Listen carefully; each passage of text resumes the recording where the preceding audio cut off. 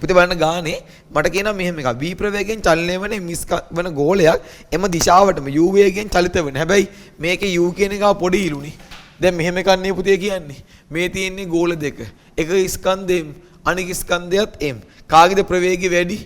මෙයා එතකොට ගිහිල්ලානේ මෙයාගේ වදින්නේ. මෙයාගේ ප්‍රවේගය u නේ. පුතේ ගැටුමෙන් පස්සෙමක් වෙනවා කියලා කියනවද? ස්කන්ධ සමානයි. ප්‍රත්‍යාගතික සංගුණ කීලු. ගැටුමෙන් පස්සේ අපෙන් අහනවා ගෝලවල ප්‍රවේග හොයන්න කියලා. මං ගන්නම් ප්‍රවේග දෙක මෙයා v1 ප්‍රවේග v2 කියලා. මට කියන්න අපි දැන් මේකේ ගෝල ගැටුම් සම්බන්ධ ගණන් වල අපි කොහොමද ගැටුමෙන් පස්සේ ප්‍රවේග වුණ දාන්නේ මොනවද අපි නිව්ටන්ගේ පරීක්ෂණාත්මක නියමය සහ රේඛීය ගම්මිතා සංස්කෘතිය මූලධර්මයනේ. පුතේ නම් මං ඉස්සෙල්ලාම දානවා මෙයාට මොකද්ද? අර මොකට කිව්වා රේඛීය ගම්මිතාවේ දාද්දි පුතේ මේක පුරුදු වෙන්න දාන්න. I සමාන ඩෙල්ටා m කියන එක දාන්නේ කාටද? පද්ධතිය සලකලා දිශාවක් ඕනේ මේ දිශාව පද්ධතිය සලකද්දී ආවේගී බල තියෙනවද? නෑ. අරගොල්ලෝ පෙර ගම්මිතා පසු ගම්මිතා පුතේ එක ලකුණු හම්බ වෙනවා. සමාන කරන්න එනවා. මේක තමයි හරි සම්බන්ධතාවය. ඒ රේඛීය ගම්මිතා සංස්කෘතිය මූලධර්මයෙන් පුතේ කියන්නේ මොකද්ද? යම් දිශාවකට ආවේගී බලයක් ක්‍රියා කරන්නේ නැත්නම් ගම්මිතාවේ සන්තතිකයි කියලා. ඒ කියන්නේ මේ I වෙලාගේ බිඳුව නැහැ ගම්මිතාව වෙනස බිඳුවයි කියලා කියන්නේ. එනේ පෙර ගම්මිතා පසු ගම්මිතා සමානයි කියලා කියන්නේ. ඒතර රේඛීය ගම්මිතා සංස්කෘතිය මූලධර්මයේ හැදෙන්නේ මෙයාගෙන්නේ. මම මෙයාම කෙලින්ම ඇප්ලයි කරමු. පුතේතර මෙයාගේ ආවේගී බල නැහැ. ගම්මිතා වෙනස කියන්නේ හැමතිස්සෙම ඇප්ලයිඩ් වල වෙනසක් කියන්නේ මොකද්ද? ඇප්ලයිඩ් වල පුතේ වෙනස කියලා කතා කරන්නේ මොකද්ද? පසු එකකින් පෙර එක අඩු කරාම ලැබෙන අගයට. පුතේ එහෙනම් පසු ගම්මිතාව වෙන පෙර ගම්මිතාව. පසු ගම්මිතාවේ කියන්නේ m වතාවක් v1 ධන m වතාවක් v2 ඍණ. පෙර ගම්මිතාවේ කියන්නේ m වතාවක් v ධන m වතාවක් q. m පදේ කැපෙනවනේ. මේ දෙන අරන් යමු පුතේ මෙහෙට. v ධන u සමානයි v1 ධන v2 කියලා හම්බ වෙනවා. ඔන්න සමීකරණ අංක 1. දැන් මුදිරස් මොකද කරන්නේ? මම දානවා මෙයාට නිව්ටන්ගේ පරීක්ෂණාත්මක නියමයේ පන්න කෙලවරින් පුතේ පටන් ගන්න කොහොමද දාන්නේ? v2 ඍණ v1 සමානයි ඍණ e වතාවක් එකම පැත්තේ ඉඳ අවුලක් නැහැ u ඍණ v එකක් කියන්නේ. දැන් මේ සමීකරණ අංක 2 මට පුතේ ඕනේ මොකද්ද? මේ දෙන සුළු කරලා v1 v2 හොයන්න. එන සරල සුළු කිරීමක් තියෙන්නේ ඇයි? මුන් දෙන්න එකතු කරපු ගමන් v1 ට v1 කපලා ගිහිල්ලා මට එනවනේ v2 ට උත්තරයක් ගන්න පුළුවන් නේද? පුතේ නම් මේ දෙන එකතු කරාම එන්නේ මොකක්ද? 2යි v2 සමානයි. මේ පැත්තේ තියෙන්නේ පුතේ v ධන u එකක් ඍණ වරහන් ඉවත් කරලා එකපාර ලියමු නේද? eu ධන ev එකක්.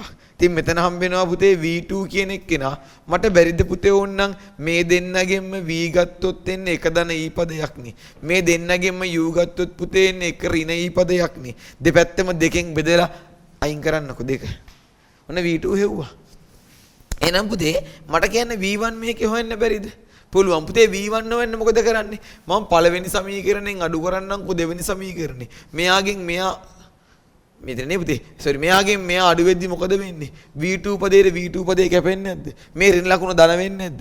එහෙනම් එන්නේ කවුද? 2යි v1 නේද? මෙයාගෙන් නේ මෙයා අඩු කරන්නේ. ඒතර හම්බ වෙන්නේ v ධන u පදේකුයි අඩු වෙද්දි මෙයා ධන වෙනවා. වරහන් ඉවත් වෙද්දි e u ඍණ ev. ඉතින් අර වගේමනේ. පුතේ v1 වෙද්දි v ගත්තොත් එරට එක ඍණ e පදයක් එනවා. u ගත්තොත් පුතේට හම්බ වෙන්නේ එක ධන e පදයක් බෙදීම දෙකොන්න ගැටුමින් පස්සේ ප්‍රවේගය හෙව්වා. දැන් පුතේ ඊට පස්සේ අපෙන් ගානේ අහන්නේ මොකද්ද? එතනින් පස්සේ පුතේ මගෙන් ගානේ අහනවා මොනවද? මේකම දෙතින ආවේගී බලය හොයන්නලු. ආවේගී බල කොහොමද හොයන්නේ? පද්ධතිය සලකලා ආවේගී බල හොයන්න බෑ. ඒ පද්ධතිය ආවේගී මොකක් හින්දාද? බිඳුව හින්දා. තනි වස්තුවක් සලකන්න. මම මේ වස්තුව පළවෙනි වස්තුව සලකුවා කියන්නකෝ. ගැටුමට පෙර එයාගේ ප්‍රවේගය වෙන්නේ v. ගැටෙන මොහොතේ එයාමගේ ස්කන්ධ වෙනස් වෙන්නේ ඇති වෙනම ආවේගී බලයක් ඒකයි. ගැටුමෙන් පස්සේ එයාගේ ප්‍රවේගය වෙන්නේ පුතේ v1. දැන් ඉතින් මොකද කරන්නේ? මෙයාටත් දාන්නේ මොකද්ද අපි? I සමානයි ඩෙල්ටා mv කියන එක කියලානේ. දැන් මො පුතේ හම්බ වෙන්නේ මේ දිශාවට දාන්න. පුතේ මට කියන්න ටක් ගාලා මෙයාගේ ගම්මිතාවේ පුතේ කොහෙද ආවේගී කොහෙද පුතේ තියෙන්නේ? තියෙන්නේ මේ දිශාවට. එහෙනම් ඒක ඍණ I එකක් ඉන්නේ. පුතේ නම් මට කියන්න සමාන වෙනවා පසු ගම්මිතා ඍණ පෙර ගම්මිතාවේ. මෙයාගේ මේ දිශාව අවුලක් නැහැ ධන m වතාවක් v1 ඍණ m වතාවක් v. පැහැදිලිද කියන තේරුණාද? දැන් අපිට අගල බලමු එහෙනම් මේකෙදි. එහෙනම් මේකේ ඍණ I සමානයි. න ඍණෙන් වැඩි කරලා ගත්තොත් වැඩි චුට්ටක් ලේසියිනේ. එතකොට හම්බ වෙන්නේ ඍණෙන් වැඩි කරගත්තාම එන්නේ mv ඍණ mv1 එකක්. පුතේ අපිට m පොදුයිනේ. v ඍණ v1 එකක් නේ තියෙන්නේ. m පොදුයිනේ. v ඍණ v1 ට උත්තරේ අපි ගත්තද? ඔව්.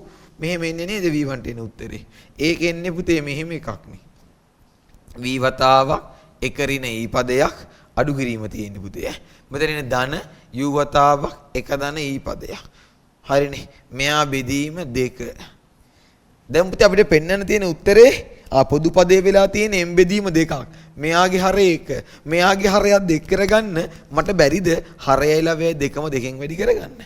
දැන් ඔක්කොටම පුතේ පොදුයි කවුද? මේ ඔක්කොටම පුතේ පොදු වෙනවා කවුද? m බෙදීම 2 කියන පදේ පොදුයි. එහෙනම් පුතේ තියෙන්නේ 2v. මෙතන වරහන් ඉවත් කරනවා පිළියමු නේද? ඒතර ලේසියිනේ. මොකද මේ දෙකත් ගත්ත m කොහොමත් එළියේ තිබ්බා. ඍණ වරහන් ඉවත් කරාම v ඍණයි ධන e v පදයක්. මෙතන ඍණ u ඍණ e. ඔහොම එකක් නෙන්නේ. සුළු කරගමු පුතේ. මට ඕනේ කාට උත්තරයක්ද? i ට ආවේගය අපෙන් අහන්නේ. එහෙනම් i කියන එක්කෙනා පුතේ සමාන වෙන්නේ කාටද? m බෙදීම 2යි මේකේ පුතේ ඉන්නේ මේ දෙන්න අඩු කරාම v පදයක් නේ. මට උත්තරේ පුතේ කොහොමද ගන්න තියෙන්නේ? සාධක කඩලානේ. මම ඊතුරු v පදෙත් ළඟින් ලියා ගන්න. ධන ev එක. හරි නේද? පුතේ මේ දෙන ගත්තොත් අපිට මේකේ ue එකක් එනව නේද? u හරිනේ. පුතේ මේ දෙන්න ගත්තොත් එතන තිබ්බේ ඍණ u පදයකුයි ඍණ eu පදයක. සාධක කියන උත්තර ඇවිල්ලා ඉවරයිනේ. m බෙදීම 2 හරි. මේ දෙන v ගත්ත එළියට එක ධන e ඍණ u ගත්ත එළියට එක ධන e සුළු කරගත්තාම පුතේ ඉන්නේ මොකක්ද? m බෙදීම 2යි එක ධන e වතාවක් v ඍණ u. පුතේ ඒකද පෙන්නන තියෙන්නේ ගානේ මට. ඔය තියෙන්නේ. පොඩි සුළු කිරීමක් තිබුණා ගානේ. ඒතර මේක පුතේ මන් දුන්නේ අර ඔක්කොම ටික කවර් වෙනවා. ගැටුම් වල තියෙන ගැටුවෙන් පස්සේ ප්‍රවේග හොයන්නේ ආවේගී බල සිද්ධි ඔක්කොම ඔගෙන් කවර් වෙනවා. හරිද?